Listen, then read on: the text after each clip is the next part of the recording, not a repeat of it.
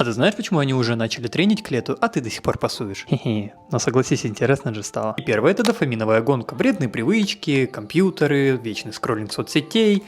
Не, конечно, если ты начинающий киберспортсмен, тогда базар. Согласись, был бы ты вторым вариантом, ты бы сейчас меня не смотрел. Сравнение себя с другими. Запомни, в интернете показан лишь конечный результат, и ты не знаешь, как он был достигнут. Легко или просто, это не важно. Твоя жизнь — это твой путь.